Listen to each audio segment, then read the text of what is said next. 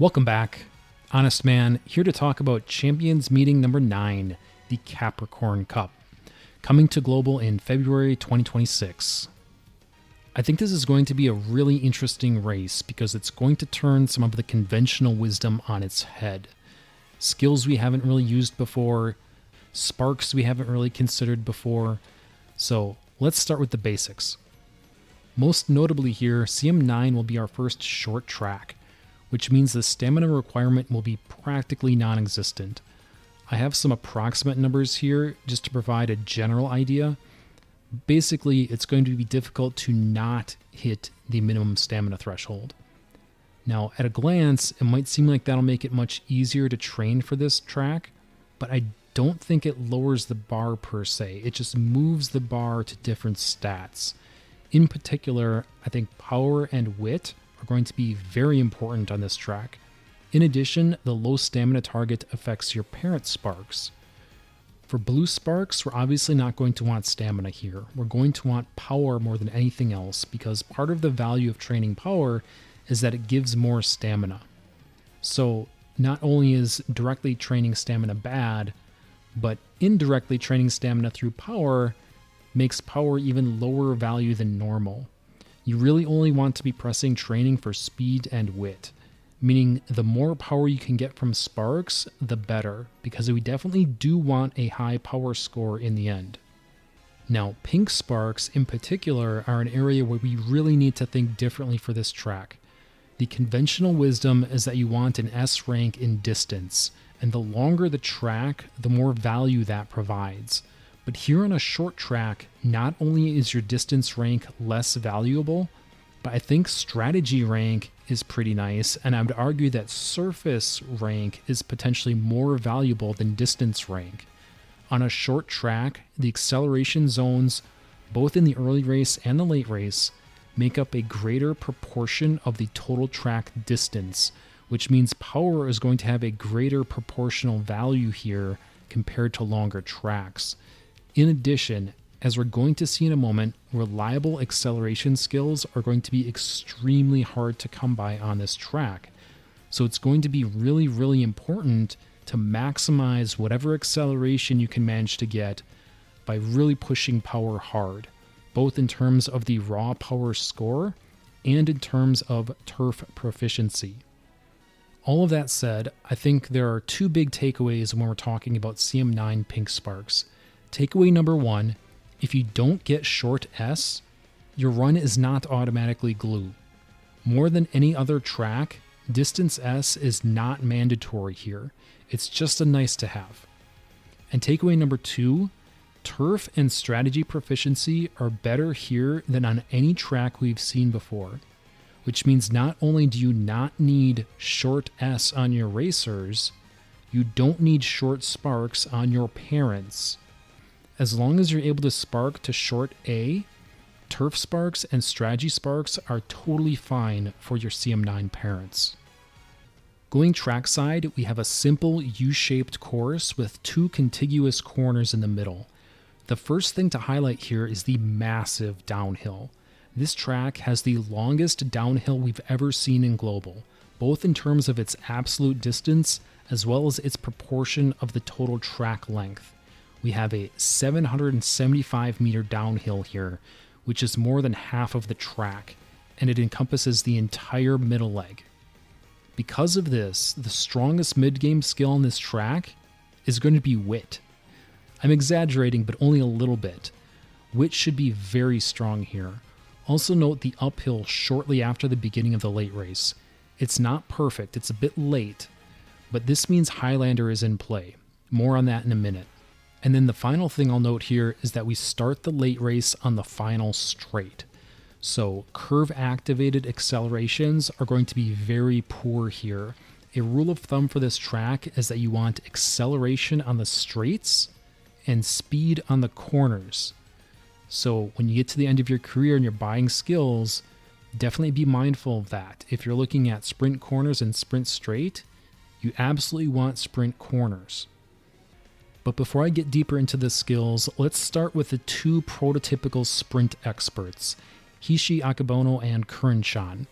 on paper, at a glance, you'd think that these two would be S-rank Umas for this track, and they're definitely good. If you have them, you should build your team around them. But they both face some interesting challenges here that will limit their effectiveness. Specifically, their unique skills, which are identical in duration and effect, providing both speed and acceleration, do not have ideal triggering conditions for this track. In Hishi's case, she needs to be 3rd to 5th, and she needs to drop below 70% of her HP. So you're going to have to break out your abacus and really fine-tune her stamina to try to trigger her unique at the right time. If it triggers early, if it triggers at the 540 meter mark, it's basically wasted. It'll be a strong mid-game skill, but it's not going to be a win condition. Ideally, you want to trigger it at the end of its activation window, the 720 meter mark. In that case, you'll get speed carryover into the late race, and you'll be able to enjoy a couple seconds of late race acceleration, giving her a big advantage over the rest of the field. In the case of Kuren-chan, her activation window is more favorable, but she has less control over it because she has to overtake someone to trigger it. I think that's going to be challenging here because the area in question is entirely on a curve, and overtaking on a curve is much more difficult than overtaking on a straight. Fortunately, she has both meticulous measures and ramp up to help secure a mid-race overtake. So she has some useful tools, but I think the most likely activation is going to be on the early side of her window, not the tail end of her window. And just like with Hishi, early is bad. Ideally, you want to hit Kuren's unique right at the end of her activation window, which would be around the 780 meter mark. If she can get a late activation, she'll be very hard to beat. That said, my main point is that I don't think either of these Umas are going to be consistently game-changing, because even if their unique skills activate, it's as likely as not that their timing won't significantly affect the outcome of the race. Again, that's even if they get activated in the first place, because Hishi needs to be 3rd to 5th, and Kuren-chan needs to be 2nd to 4th. I think that's going to be challenging in what I predict could be very front-heavy lobbies. With the presumed favorite Umas out of the way, what skills do we have available to us? What tools can we bring to bear on this track? Well, pretty much all of the old standbys go into the garbage. Shoot, Redshift, Rod, Pump, and Dober are all going to activate too early, and as such will not be effective accelerations. You could play some games and hope for a late activation to give you some carryover, but as I noted with Kuren-chan, that means you'd have to be passing people on a mid-race corner. It's possible, and maybe someone can crack the code, but I think the reliability on these unique skills is so low that they're not worth buying. Same story with the non-unique skills on the right. For Unrestrained and Plan X, you're praying for a very late activation, which simply isn't a good bet. If you have more skill points than you know what to do with, I could see rolling the dice on Final Push or Countermeasure, but these should be considered unreliable, low-value options. Same with NSG. While No Stopping Me has been a great equalizer on many tracks since the release of Unity Cup, this is not a good track for No Stopping Me, because by the time it can activate, the racers will have already fanned out for the final straight. So, as with the other skills here, if you somehow have skill points to burn, I wouldn't fault you for buying Nimble Navigator, but I think it's going to see very low return on investment. So, if all of these skills are bad, where does that leave us? What do we have? Well, believe it or not, Rushing Gale is actually a real skill on CM9. Both Rushing Gale and Turbo Sprint are the strongest position and strategy agnostic accelerations available to us. I'm not going to say that these are good per se, but I think they're the best out of a bunch of bad options. If they activate on the opening straight, then they're mostly wasted unless you're a front runner, where an early proc actually could be pretty good to help fight for pole position. Nevertheless, I'd rather take a 25 or 50% chance here than a 5 to 10% chance on the previous slide. And if you can manage to stack multiple coin flips, you begin to approach something approximating consistent performance. So I think the strongest, most consistent builds are going to be trying to stack Rushing Gale and Turbo Sprint. The Burning Spirit options here are also noteworthy on a track that's starved for reliable acceleration, although Guts will be virtually impossible unless you get it from Sparks. And even in the case of Power, we're realistically talking about the white ignited version of these skills, the potency for which I have underlined at the bottom. And then Highlander is actually a decent skill here as well, albeit a little late as I mentioned earlier. But let's take a look at some strategy-specific options next. We continue the theme of slim pickings here, but there are some tools available. Porplancha and Spurt are the only two instant options as we enter the late race. The others are all random activation in the late race. And you can see the relative strength of these skills compared to the 0.4 for 3-second excels we saw on the prior slide. The only one close is on your left, which brings a 0.4 for a base 1.8 second duration. Of course, all of these still come with caveats. Starting with end closers, they're not actually a thing here. Don't get me wrong, I'm sure someone will spark Narita Taishin into short and be a menace with Encroaching Shadow, but I'm not going to go down the rabbit hole of talking about boutique builds. We just don't have strong short track end closers right now. Furthermore, a short track inherently disadvantages end closers and advantages frontrunners.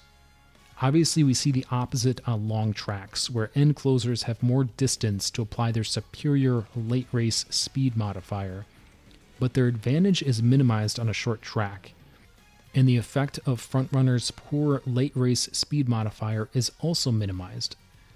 Now, Honestman, isn't the opposite also true in that a short early race minimizes the frontrunner advantage at that point in the track? My answer to that is actually no. There's an asymmetry between the early race and the late race in that no matter how long or short the early race is, the fronts are going to front. They're going to go to the front. Short tracks aren't so short that they cut into the early race acceleration phase. And by the time position keeping ends, one way or another, the fronts are going to be in the front. By hook or crook, they will have established a length advantage over the other position groups. So on net, this means that fronts are naturally stronger on short, and end closers are naturally stronger on long. And then pace and late strike a balance in the middle. Now, skills pay the bills at the end of the day. But one of the points that I'm trying to get across here is that we have a very even playing field when it comes to acceleration skills. There aren't any good, reliable options, and the most powerful options, Rushing Gale and Turbo Sprint, are available to every strategy. So when the skills are relatively even, the value of the raw track characteristics become more important. That said, I think what we see here is a slight edge towards late surgers as having the most tools in the toolbox, if you can build them. For that reason, if I had to pick a single ace for CM9, I think I'd pick King Halo because she can stack the strongest acceleration options for this track, Rushing Gale, On Your Left, and Turbo Sprint. And she also comes with Blinding Flash for some extra sauce on top. Obviously, you'd want to add as many mid-game speed skills as you can to the mix, ideally corner skills, ramp up, etc. But if you can do that, I think she'd be very formidable. That's a big if, however, right? This puts a lot of pressure on your deck building, and not everyone's going to be able to pull this off, right? You're going to need a source of Rushing Gale, probably SSR Rico, although some people might have Tokateo. On your left, you're probably looking at SSR Nice Nature as your best option there. And then obviously Turbo Sprint, Sakura Bakshino, SSR.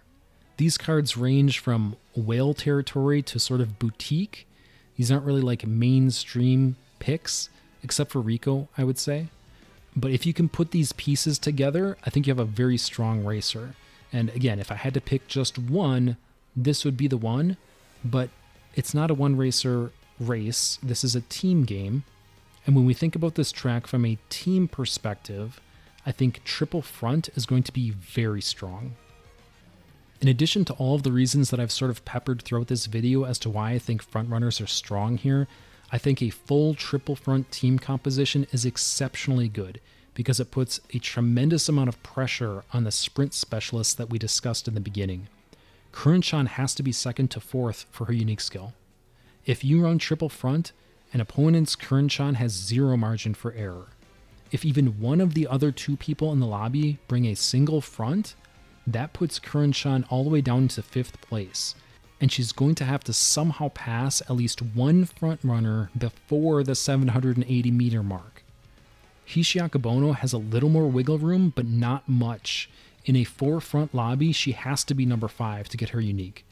So as a team, I think triple front maximizes the strengths of frontrunners on a short, fast, downhill track, while also providing a very effective counter to the sprint specialists that might otherwise have the potential to bully their way to the finish line. For our options here, I think we're going to see a lot of Sakura Bokshinos, and for good reason. In addition to being a highly available option, she's a natural sprint expert, so training is really easy. And she comes equipped with Turbo Sprint, which eliminates the pressure of possibly having to borrow a Bakushin SSR speed card. I think Runaway Suzuka could be an extremely good option here. While some of her tools won't work, she still brings left-handed in concentration, which means you basically don't need to spark into any groundwork triggers. You could skate by with left-handed in concentration and taking the lead, if you had to. Fuji brings an excellent finisher unique, and she's easy to spark into front. Mayano Top Gun would be a bit of a poverty option, to be honest. The biggest challenge with her is that she has to run the spring tennis show in her career, which is going to force her to build way more stamina than she needs for this track. But she actually does have a potentially game-winning unique skill, so there's upside there. Summer Maruzensky is a reasonable pick as well, but she's going to be forced to spend skill points on a recovery skill in order to activate her unique, so she has a little bit of a handicap there compared to the competition. In summary, for team composition, I really like triple front on this track, especially with a runaway. Hishiaka Bono and Curran-chan are definitely worthy of respect, so it would make sense to build around them, possibly a front pace late composition with Bakushin and Halo. I also really like a Halo Chariot with 2 fronts. And then finally, if we do see a front heavy meta like I expect, how do you counter the counter? If you're using Curran-chan and you're getting boxed out of the top 4 positions by frontrunners, then I'd say train her as a front. 4th place is 4th place, whether you're the first pace chaser or the last front runner. So I'd be thinking about front Chan, runaway, Halo. Hishiaka Bono could consider a similar stratagem in terms of running her as a front, but the problem there is that spot struggling with a frontrunner messes with her HP and alters the timing of her unique. So maybe best to keep her at pace, but build her with groundwork to help her get to the front of the pace pack. So those are my early thoughts. I think Capricorn could be really interesting, maybe in a good way, maybe in a bad way. I think it could be a real meat grinder. I don't think anyone is going to have confidence going into the track. It might just come down to, if you can believe I'm going to say this sentence, it might just come down to who can hit Rushing Gale at the right time. In any event, I'm never going to claim to be the final word on meta-analysis. I'll leave that to other very capable folks. Shout out to Victoria Frontier and Rednu. But I hope that this early look at CM9 is helpful so that you can begin thinking about spark farming for a very unique track. Good luck in your preparations. Good luck on the track. Thank you all so much. Please like and subscribe. This has been Honestman, and I will see you next time.